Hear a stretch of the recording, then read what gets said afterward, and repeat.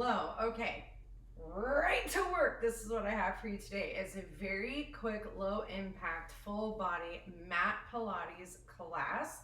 So all you're gonna need for this workout today is yourself and a mat and water if you feel like so inclined to have it, or a towel, but those are totally optional. The idea behind this workout is to lengthen and tone in a very safe and low impact sort of way, so that you can complement all the other hard work that you were doing with your lifting and your HIIT and all that kind of stuff.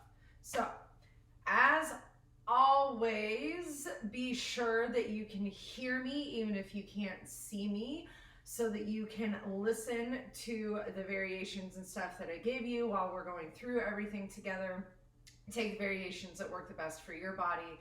And as always, if you have questions, please don't hesitate to reach out and ask at Lisa Peranzo on Instagram. Oh, and one last thing, because I don't have the music rights, there's going to be no music going on here. YouTube will not let me do that, but you can totally have some music playing low in the background to help motivate you. But again, if you can't hear me, make sure you turn it down. All right, so grab your mat, go ahead and lay it down, and then meet me laying down on your back on your mat with your knees bent and your feet hip width distance apart and parallel. So here's what we're going to do. These are called pelvic tilts or pelvic rocks. What you're going to do with your pelvis nice and level is push your hips away from you and then pull your hips back in towards you. So I learned how to do this actually when I was getting certified to train in Pilates, as a way to help warm up your core, because what you should feel as you push and as you pull is not just the lengthening in your back, which should feel pretty nice, but also the lengthening and shortening of your obliques and the engagement of the core necessary to help move your hips. Go ahead and find center, that little space below your low back, and then push your hips from side to side. Now, you're barely gonna see my hips move. If I were with you in person, I probably would not really see your hips move either. The goal with this is to keep the knees nice and still as you tilt your pelvis from side to side. So again, a whole lot of core control if you're doing this right, and don't worry about the size of the movement because it's going to be fairly small. Now we're going to take this into pelvic clock. So find your center point again. You're going to push your hips away from you, push your hips over to the side, pull your hips in towards your face, push your hips to the other side, and then push your hips away from you again, and then reverse direction. So it should feel like, once you kind of smooth it out, that you're drawing a circle with your pelvis. My legs are moving a lot because my back is tight, but yours should be barely moving. We're gonna go one more each way.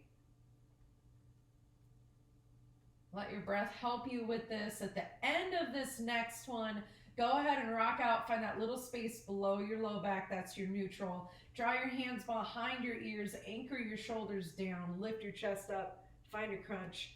And then lower right back down. So, little 3x3 ab circuit to start today. Getting some forward flexion. Be mindful that your hips and your pelvis don't move as you go through this. And be mindful that every time you chest lift, you're looking at your inner thighs. 2 more here. On this next one, you're gonna lay your head, neck, and shoulders down. Bring your hands next to you. Rock your pelvis so you imprint your spine. Lift your legs into tabletop. We're going into single leg toe taps. Hinge from one hip, drop your toe. Lift it up, do the same thing on the other side. Now, you can totally take your head up for this. I prefer to have my head down. It's going to engage more of that lower part of your core. That's where I want to work today. That low ab, that transverse abdominis, helps to support your back. Make sure that your back is not rocking around on the mat below you. And if you can't touch your toe to the ground, not that big of a deal. 1 more each side. On this next one, you're gonna have both legs into tabletop, head goes down, hands are next to you, you're gonna find a reverse crunch. You're gonna tuck the tailbone, curl your hips up, and then place right back down. So finding a little bit of articulation through that low back. You have a couple of options with this. You can keep this strict tabletop. If you're feeling really good, you can take straight legs up to the sky. If you would like, you can drop your heels down towards your butt. This is one of the few times I'll give this cue from a tabletop because you're not staying imprinted with the hips lifting. You can let those heels relax. Make sure that your shoulders are staying down.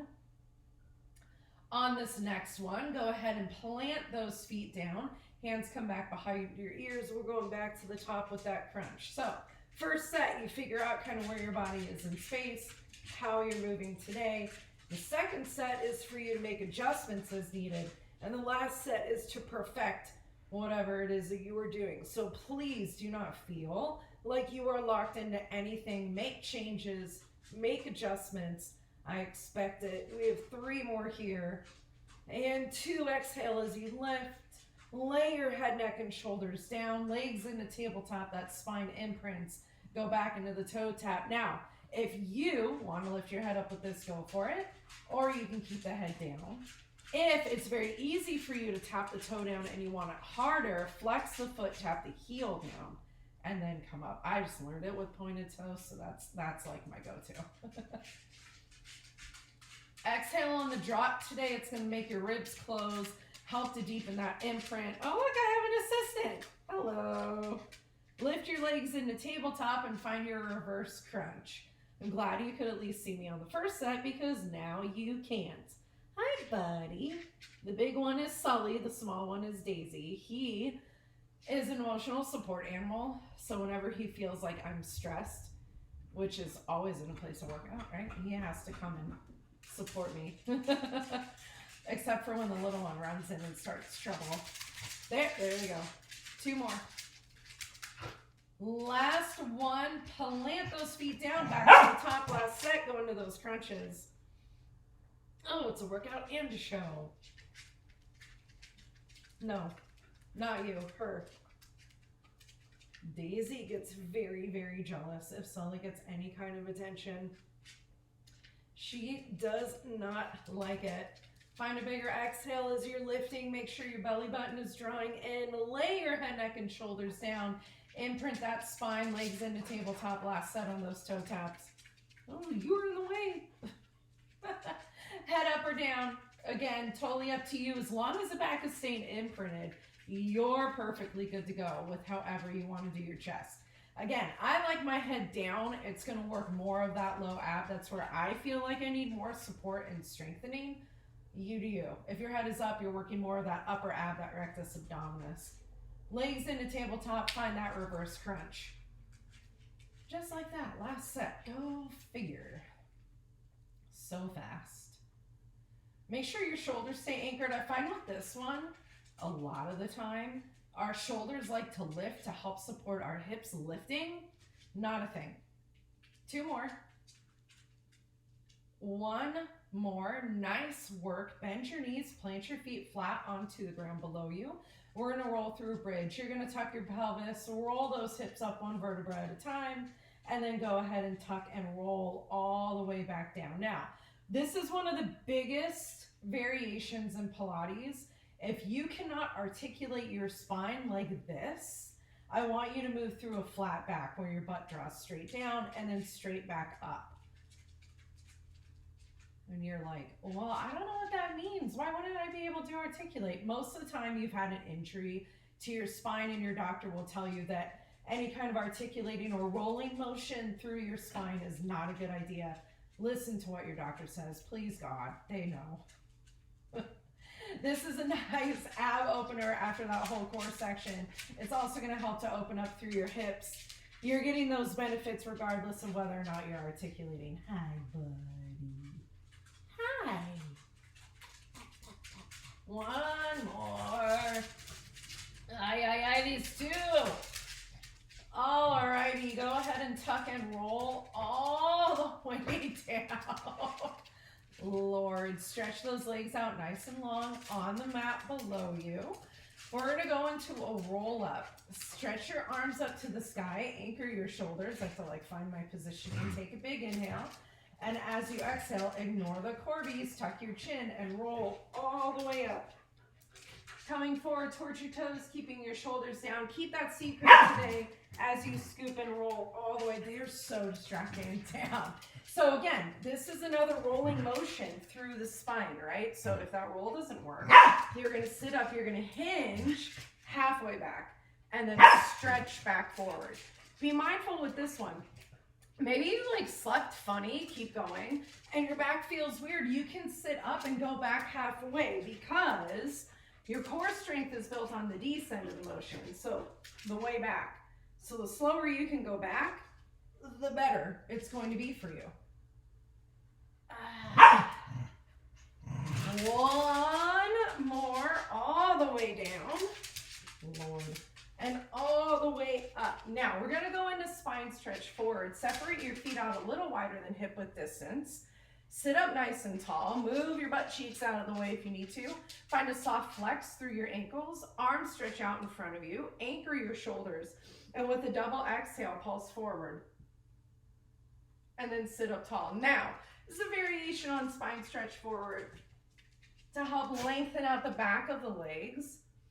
But what I want you to feel when you stretch forward is like someone is grabbing your ribs and knitting them together while they're pulling you back. So your hips are extending back as your fingertips extend forward.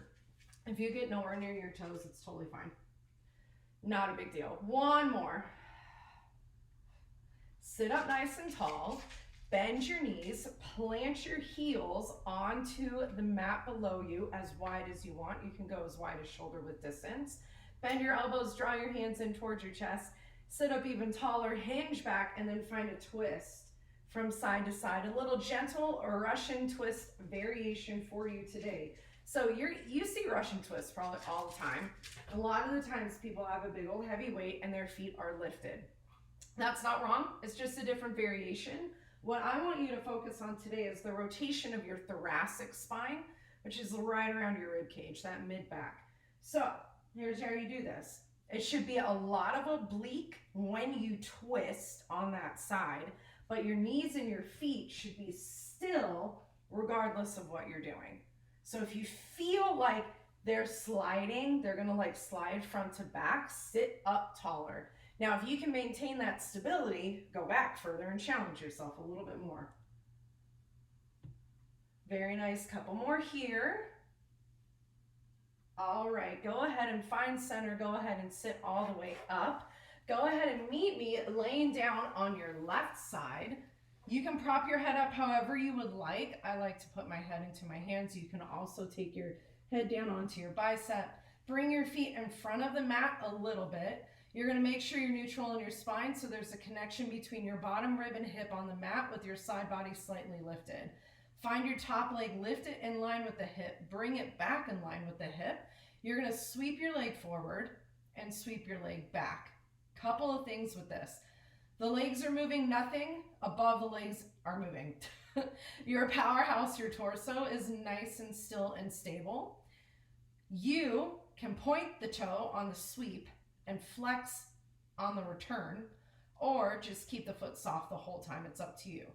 I like to take my top hand and place it onto my top hip to make sure my top hip doesn't roll back, and also to act as a brake so that you're not coming too far forward. You want to come out in line with the hip, not all the way up towards your face. I know Daisy is watching me. You can't see her, but that's what's happening. Sweep that leg all the way out. Now flex the foot. You're going to bend the knee into tabletop and then push the leg out. So again, the neutral and the core engagement through your powerhouse stays. Be mindful with this. When the knee comes in, it's not coming all the way in towards your chest. This makes you lose that spinal stability. When the knee comes in, it stops in line with your hip, with the heel forward, not tucked in towards your butt. Make sense? It's a lot of technical stuff, and we are going through pretty fast, so feel free to, go back to this so that you can get the hang of it. On this next one, you're going to push that leg out. You're going to sweep the leg forward, bend the knee, and then kick the leg out like a bicycle, kind of. Arguably the most awkward bicycle you've ever ridden in your whole life. I do, especially if you're new to this, prefer to see this as a separated movement so you can build that solid muscle memory for where the leg needs to stop and act as a break.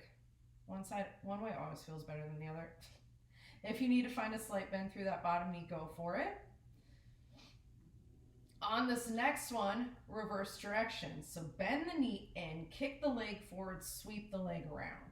This one's a hard one too, right? Because when you bend that knee in, you don't want that knee to come all the way in towards your chest, which is the natural inclination, especially if you're new to any kind of like mat Pilates stuff. It makes it feel like less work through like the glute medius and piriformis, which are those side butt muscles you're feeling right now, but it throws your back out of alignment, which is what we don't want. Sweep that leg all the way out, keep the foot flexed, little tiny lifts, up and down an inch. So the frame of your body is what's staying stable, and you are working above the frame. So nice and small, totally works. Hi, bud. He growls at me if I don't touch him. Pet him enough. Oh, he's so cute. Everybody should have a corgi at home. I'm screwed on the next side, guys. Hold that leg in line with your hip. Draw your foot forward a little bit. Point your toe down, heel up, restack the hip, and then lift and lower the heel. You're going to have to move when I move, sir. I know. So if the toe doesn't point down that far, it's totally okay. Oh, you can see how bad his knees are right there. 3 here. My poor guy. 2 here. Good, last one. Burring it down. Go ahead and rub out that butt cheek if you need to. And then come on up and over to the other side. So just flip around. You can face away from me if you want. I'm going to face you so that you can see what I'm doing. Prop your head up. Find your neutral. One side should feel way easier to find neutral on than the other. Bring your feet in front of you a little bit. Remember, you can bend that bottom knee as much as you need to. This side, I can never find neutral. Lift your top leg up, bring it back in line with your hip. You're going to sweep forward and then sweep back. So the biggest tip that I can give you after you find your setup and your neutral is to let go of expectations with this, because every side and every day is different. We tend to have one side that's like our side of strength. Everything feels like super easy, natural on that side. It's very like fluid and smooth. And then there's this side for me, which is my side of opportunity. I feel like a gangly giraffe that can't find her legs. If only I were that tall. So make those little form adjustments as you need to as we go through this. Make sure your shoulders are staying down, your abs are staying pulled in to help stabilize your core and your spine. We got one more. Sweep that leg out, keep the soft flex through your foot, bend your knee in. And then kick your leg out. Ay, ay, ay. So remember, toes soft. A lot of the times when we go through anything and we flex from the ankle, we tend to hyperextend the toes. So you're going to flex the ankle and try to pull the toes up towards your nose. Keep the toes relaxed. You should be able to very easily move them. One more.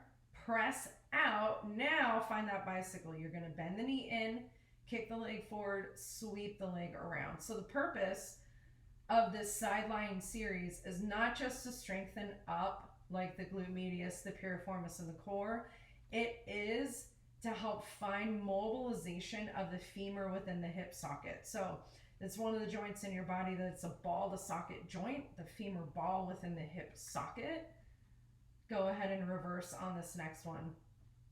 And there's a lot of factors that come into play in a ball to socket joint, but the goal with this is to get the femur head, that ball, to move within the hip socket as freely as possible. It's going to give you better range of motion, more flexibility. It decreases your likelihood of injury, and it helps to keep your back happy and healthy. This is one of the best things to do. Kick that leg out, flex your foot, lift and lower your leg an inch. If you've had any kind of back injury, I have herniated a disc in my back. I have more recently slipped a disc in my back, and I, with full confidence, attribute lateral movement like this specifically to my back being able to heal as well as it has been, so that I could continue to like adult and do these, things that I have to do.